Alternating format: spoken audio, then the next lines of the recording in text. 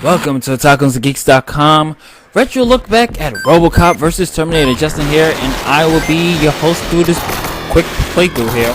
And the playthrough I'm playing through is the Sega Genesis version. You can tell because the Sega Genesis version had blood in it. And there's actually, believe it or not, there's actually some differences between the Sega Genesis version and the NES version. For one, the NES version actually had cutscenes that had story that told you more about the story, while the Sega Genesis version, didn't really tell a story at all. You just play through the levels and hope you knew what the hell was going on. But they did give you like a little brief story of everything in the beginning. Just a little bit about the story in the Genesis version, and I'll read this from Wikipedia here. It says, set years after Robocop's invention, the story involves the SAC-NORAD contracting systems of Skynet. The Cyberdyne used Robocop's technology in creating Skynet. When activated, Skynet goes self-aware and launches a war against the humans. In the future, Skynet sends several Terminators back to the past to cripple the resistance. After destroying one of the Terminators, Robocop proceeds to Delta City, where he confronts Robocane.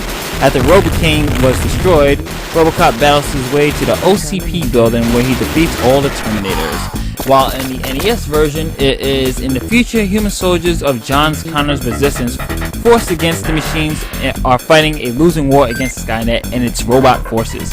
Discovering that one of the foundation technologies for Skynet is the cybernetics technology used in the creation of cyborg police officer Robocop, Flo, a resistance soldier, is sent back in time to destroy Robocop and stop Skynet from being built.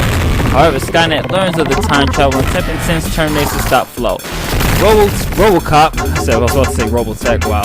Robocop soon meets up with Flo and must engage in a battle against the Terminators, the forces, the OCP, and several obstacles. Upon discovering one of the Terminators has infiltrated the OCP building, Robocop plugs himself into a console to reprogram security, only to fall into a trap and be digitalized. Okay, so that's basically like more of the synopsis, and here's just a little bit more differences. The Sega Genesis version has better weapons. As you can see here, I'm using this nice weapon here. I love this one. It's like this, think about it, it's like this bullet or grenade launcher, and you get to control the direction of where your grenades are going, which is really, really cool.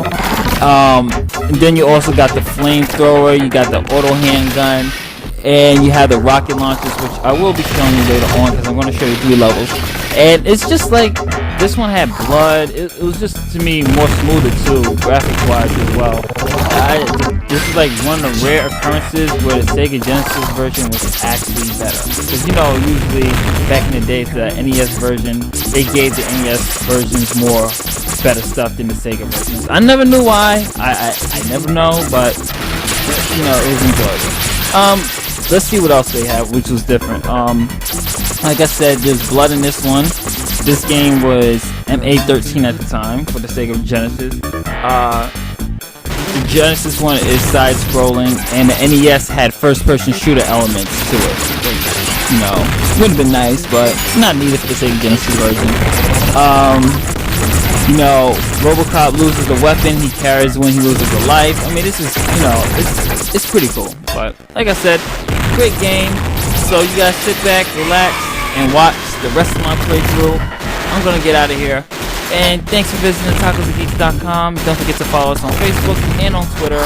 And you can also now follow us through Google on our site at TacosandGeeks.com. It's just insane, later days, and I'll be back.